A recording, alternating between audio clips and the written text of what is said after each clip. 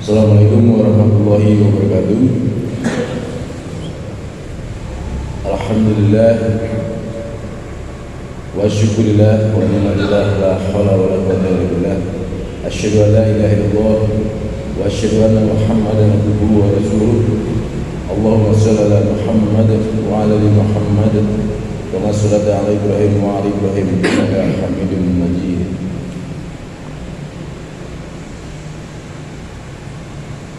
Para jamaah sekalian, bersyukur pada Allah pada pagi hari ini kita masih diberikan kesempatan oleh Allah untuk melaksanakan ibadah kepadanya. Salawat dan salam semoga tercurah pada Nabi kita Muhammad SAW, para keluarganya, para sahabatnya, dan para pengikutnya setia hingga yaumil kiamat, dan kita harus berada di dalamnya. Amin ya rabbal alamin. Baiklah, pada kesempatan hari ini saya akan bacakan Jawab Islami berkaitan dengan masalah bersedekap, sujud, dan bacaan tahiyat. Yang pertama, letak tangan waktu bersedekap. Pertanyaan, dalam himpunan utusan Tajih disebutkan waktu berdiri sholat dengan bersedekap, tangan kanan diletakkan pada punggung tangan kiri. Pertanyaannya, cukupkah menempelkan atau memegang pergelangan? Dari Abdul Rahman Hamid, Tanah Grogot. Jawaban, dalam HPT atau himpunan putusan Majelis Tarjih disebutkan dikala bersedekap meletakkan tangan kanan pada punggung telapak tangan kiri di dada. Saya ulangi, meletakkan tangan kanan pada punggung telapak tangan kiri di dada.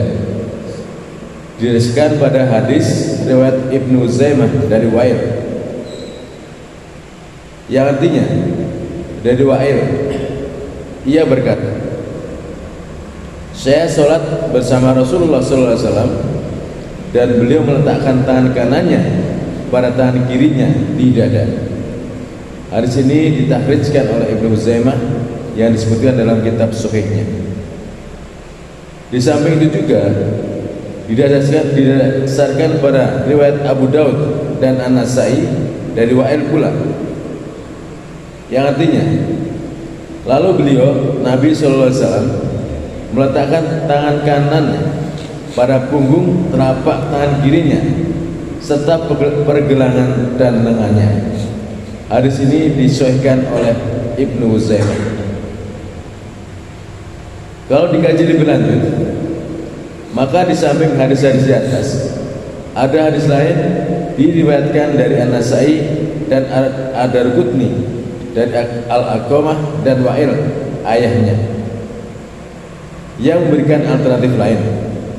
Maksudnya, di samping seperti yang ditentukan oleh himpunan putusan Majelis Tarjih, tidak salah kalau dalam melakukan sedekap itu menggenggam pergelangan tangan.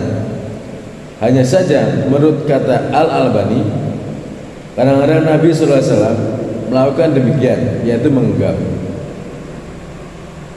Dari hadis Al-Aqamah bin Wa'il dari ayahnya Wa'il bin Hujr, ia berkata, aku melihat Rasulullah SAW apabila berdiri dalam sholat, tangan kanannya menggenggam tangan kirinya. Hadis riwayat An-Nasai An-Darqutni. Yang kedua, jika sujud tangan atau lutut dahulu. Pertanyaan, dalam buku tuntunan sholat Sunan Nasruddin Al-Albani, terjemahan Rifyal Ka'bah MA dan Muhammad M. Nur Huda, terbitan LPBA Muhammadiyah Jakarta, cetakan pertama halaman 165 baris keempat, dari atas tertulis bahwa sujud dalam sholat itu dengan mendahulukan tangan, dan alasan hadisnya lebih kuat. Dalam buku himpunan putusan Tajih cetakan ketiga halaman 92 dinyatakan bahwa Rasulullah SAW bersujud dengan mendahulukan lutut Karena kami berada di daerah transmigrasi, hanya dengan membaca buku maka kami bisa minta penjelasan mengenai hal itu. Dari Burhan Romin, bagian tablik Muhammadiyah cabang Pura Tidur, Bengkulu Selatan. Jawaban: perbedaan tentang pengamalan sujud dalam sholat terjadi sejak abad pertama pada abad kedua Hijriah, masuk abad kedua Hijriah.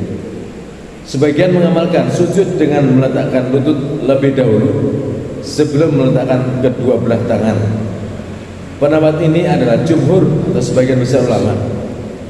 Menurut riwayat Ibnu Munzir, Umar, An-Nasai, Muslim bin Yasar, Sufyan As-Sauri, As-Safi, As-Safi'i, Ishaq, dan seluruh ulama Kufah, sujud dalam sholat meletakkan lutut lebih dahulu.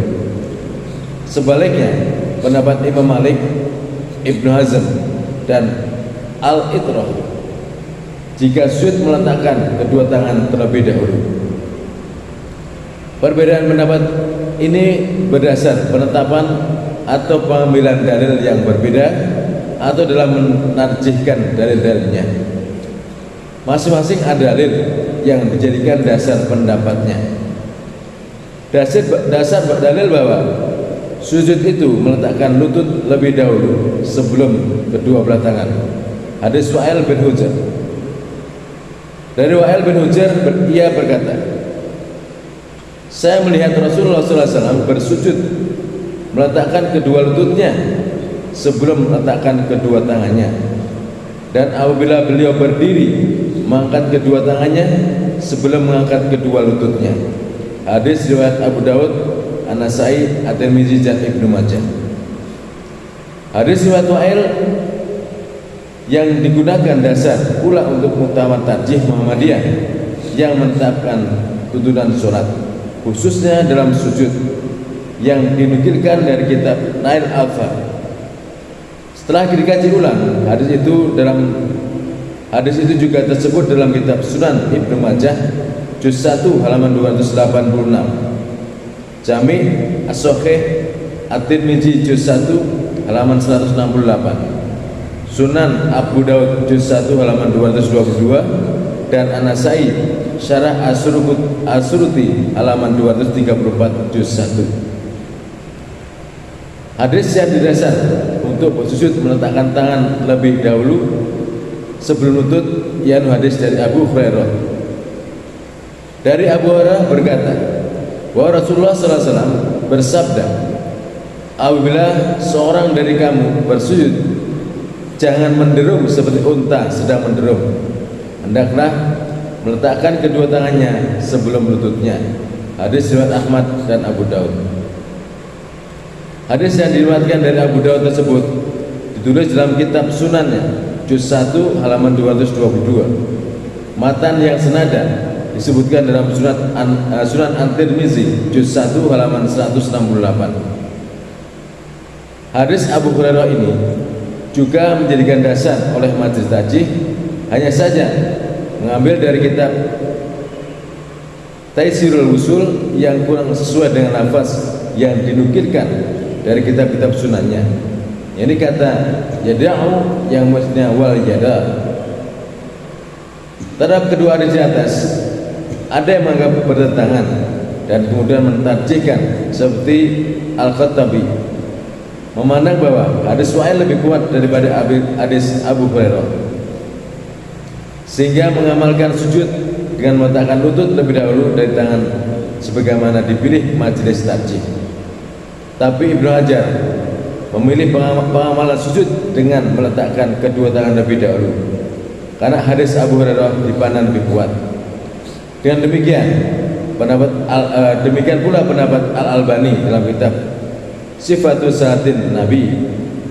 Tetapi ada juga ulama yang mengamalkan kedua cara itu, yaitu dengan meletakkan kedua lututnya terlebih dahulu jika dipandang hal itu lebih mudah dilakukannya, dan apabila ada kesukaran maka meletakkan kedua tangan terlebih dahulu. Demikian menurut Syekh Aziz bin Baz, mantan rektor Universitas Islam Madinah, dalam buku Kaifat Salatin Nabi halaman 12. Mengingat itu semua, apa yang kita amalkan ialah sebagaimana yang tersebut dalam himpunan putusan majelis tarjih, karena belum ada perubahan.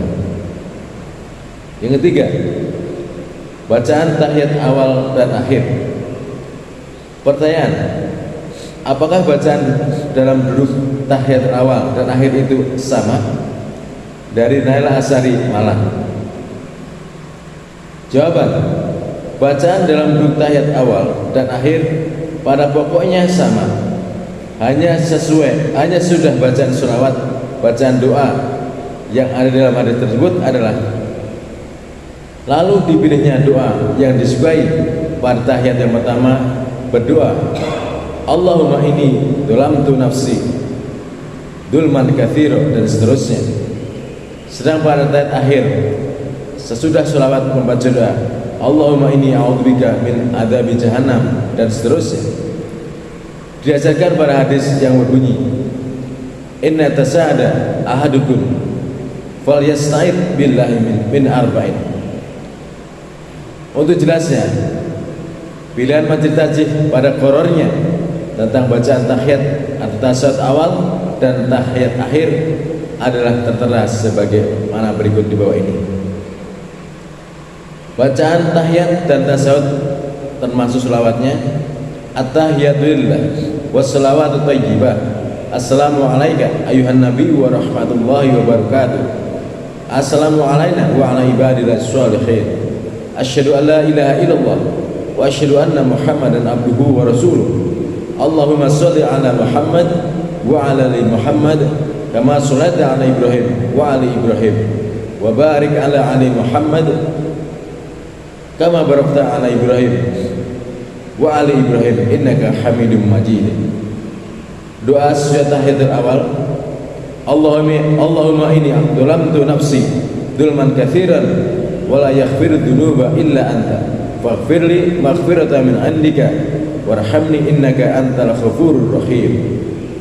Dan doa setelah tahiyat akhir, Allahumma inni a'udzubika min adzabi jahannam wa min adzabil kubri wa min fitnatil mahya'i wa mamat wa min syarri fitnatil masiihid dajjal. Demikian bacaan yang akan bisa kami sampaikan pada kesempatan ini. Dan satu hal lagi dari bagian dakwah Masjid Syuhada menyampaikan, mari kita mengajak saudara dan keluarga dan sahabat kita untuk mendengarkan dan mengikuti kegiatan di Masjid Syuhada. Yang pertama adalah seperti hari ini, Rabu subuh pembacaan putusan majelis tarjih, terus Rabu malam setelah pada maghrib pengajian, subuh Jumat pagi, kemudian Jumat malam setelah atau ba'da maghrib, dan kemudian Ahad pagi setelah subuh. Demikian yang bisa kami sampaikan. Lebih kurang mohon maaf. Assalamualaikum warahmatullahi wabarakatuh.